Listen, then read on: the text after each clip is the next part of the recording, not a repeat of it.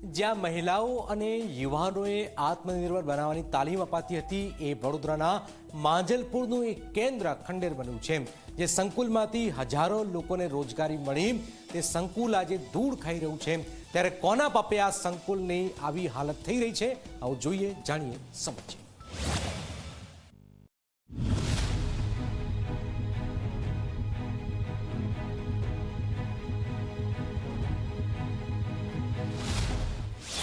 સંકુલ બહાર ખંભાતી તાળું, સાધનો બની ગયા ભંગાર,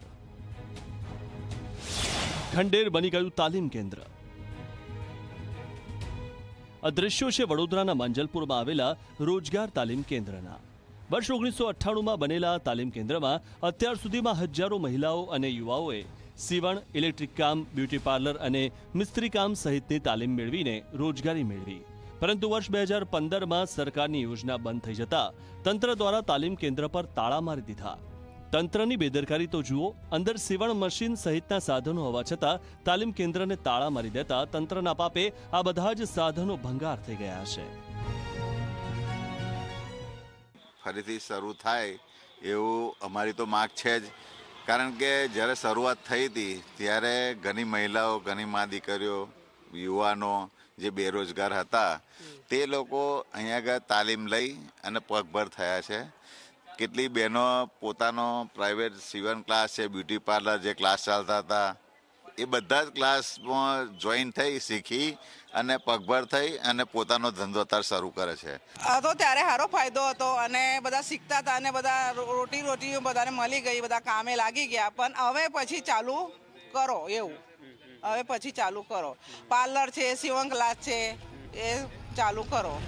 માંજલપુરની મહિલાઓ અને રહીશો આ તાલીમ કેન્દ્રને ફરીથી શરૂ કરવાની માંગ કરી રહ્યા છે। અમે જ્યારે તાલીમ કેન્દ્ર અંગે યુસીડી પ્રોજેક્ટ મેનેજરને સવાલ કર્યો તો તેમણે દોષનો ટોપલો સરકાર પર ઢોળી દીધો।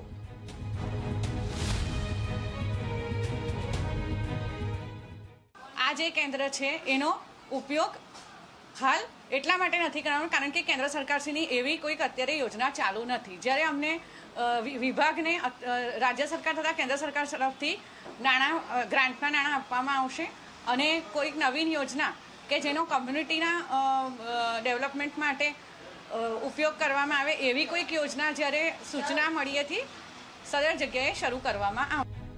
એક સમય જે કેન્દ્ર આત્મનિર્ભર ગુજરાતનું ઉદાહરણ હતું તે કેન્દ્ર આજે ગ્રાન્ટની રાહમાં ખંડેર બની ગયું છે। ત્યારે જો આ તાલીમ કેન્દ્ર ફરી શરૂ થાય તો લોકોને ખાનગી સંસ્થામાં તાલીમ લેવા મસમોટી રકમ ચૂકવવામાંથી છુટકારો મળી શકે એમ છે। રવિ અગ્રવાલ, ઝી મીડિયા, વડોદરા।